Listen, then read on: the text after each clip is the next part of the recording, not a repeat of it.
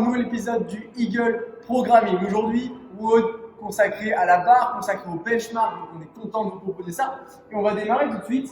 Donc si vous avez une barre, tant mieux, sinon on le fera à la dumbbell. On va avoir 4 tours de 6 hang muscle clean and press, donc c'est tout simple, à barre debout dans les hanches. Je vais épauler ma barre, presser le tout, hop, juste en force. 6 fois, une fois que j'ai fait ça, je vais faire 6 power clean and jerk. Je pars du sol, power clean, jerk. D'accord, donc power clean, je pars du sol, je réceptionne en quart de flexion. D'accord, soit je peux faire une pause, soit je peux enchaîner direct. Jerk, j'ai une flexion au départ, une flexion à l'arrivée, et je tends les jambes. Et ça repart. Donc soit je fais la pause, tac, et j'en fais 6 comme ça, soit je suis à l'aise et je vais enchaîner. Tac, j'en ai 6 comme ça. 6 plus 6, 4 tours d'affilée.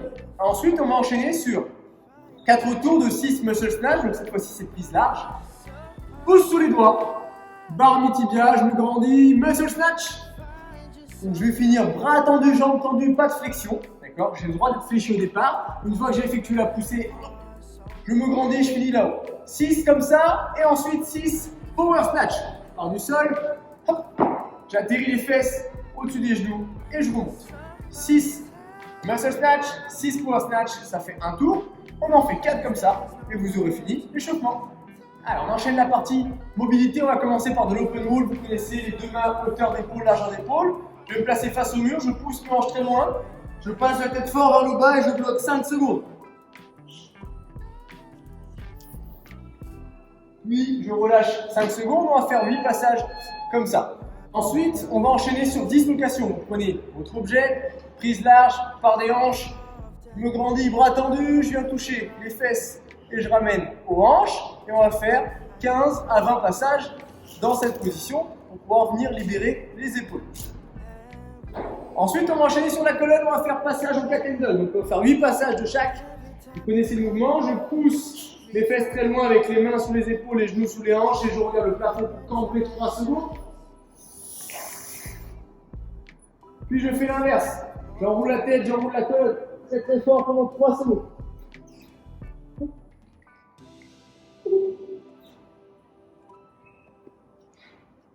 Et on va faire comme ça 8 passages pour le cat and dog. On a vu que Murphy vous a montré l'exercice. Une fois que ça c'est fait, on va pouvoir enchaîner sur du Cossack squat. Donc on va se placer les pieds très larges.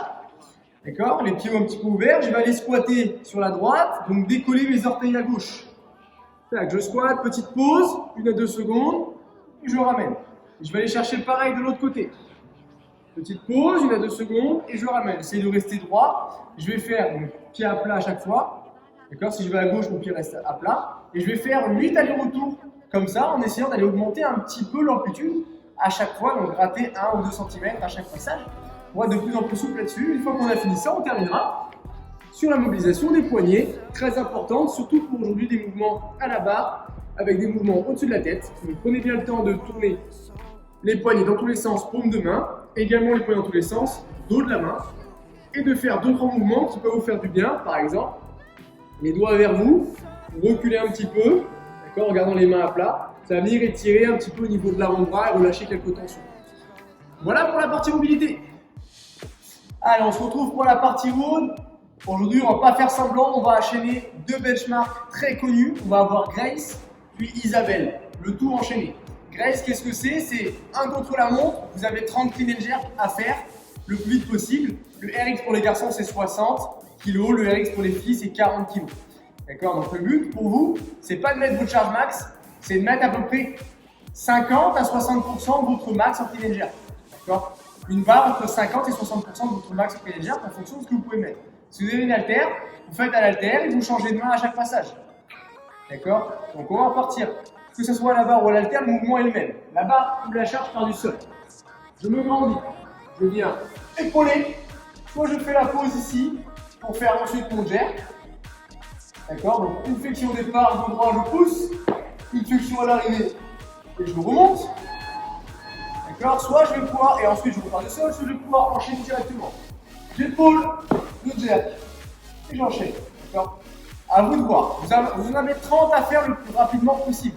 Ne prenez pas trop lourd, si au bout de 5 répétitions vous êtes explosé que le mouvement devient moche. mettez vraiment 50 à 60% de votre charge max. D'accord? Sauf si vous avez une charge lourde et que vous êtes incapable à 60 kg de le faire sans trop de problème. Dès qu'on a fini ça, on va enchaîner sur Isabelle. C'est 30 snatch le plus vite possible. Logiquement, c'est la même charge. D'accord? Donc rappelez-vous, snatch, vous pouvez faire muscle, power ou squat snatch.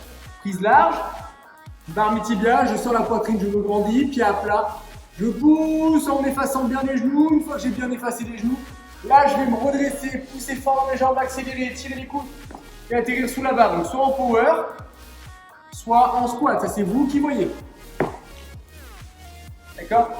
Logiquement c'est la même charge. Si jamais vous êtes moins à l'aise en snatch, parce que logiquement on a moins de force en snatch quand on fait le jerk, vous pouvez décharger un petit peu de poids. D'accord? Vous pouvez enlever 5-10 kg sur votre barre pour pouvoir faire des snatchs propres. Le but c'est pas d'en faire 30 pour faire les 30, c'est d'en faire 30 pour vraiment travailler son snatch sous fatigue. Donc garder un snatch de qualité même si je suis fatigué. Donc là, libre à vous de mettre la bonne charge. La charge recommandée RX pour aujourd'hui c'est 60 kg pour les garçons, 40 pour les filles. On ne touche pas logiquement la charge. Vous avez bien sûr le droit de modifier la charge si vous estimez que c'est plus intéressant pour vous de faire le Grace en fille à 35 kg et le Isabelle à 25. D'accord? Au contraire, si vous pensez même que c'est judicieux, faites-le. D'accord? Ne faites pas l'erreur de mettre trop lourd, de vous faire mal, ou de faire n'importe quoi, ou de casser le décor qui est au bout de vous. Voilà pour la séance du jour. Voilà pour aujourd'hui. Du coup, deux benchmarks, c'est quoi? C'est deux routes qui ont été créées et conçues par le créateur du CrossFit, donc Greg Glassman, qui nous sert un petit peu de base de référence. Donc, si vous ne les avez jamais fait, c'est l'occasion de se tester là-dessus. Même si c'est pas la charge officielle, c'est pas grave. Ça vous donne un premier repère en termes de charge et de temps que vous allez mettre. D'accord? L'idéal, ça serait vraiment de passer sous les 6 minutes sur le Grace et sous les 6 minutes sur le Isabelle. D'accord? Donc ça serait vraiment l'idéal. Donc moins de 12 minutes pour finir le tout. D'accord? Idéalement, moins de 6 et moins de 6. Voilà pour aujourd'hui, on vous souhaite bon courage, on espère que ça vous a plu. On attend vraiment vos retours, vos petits messages, vos commentaires, vos petites vidéos sur Instagram. Et on se retrouve à bientôt. Ciao!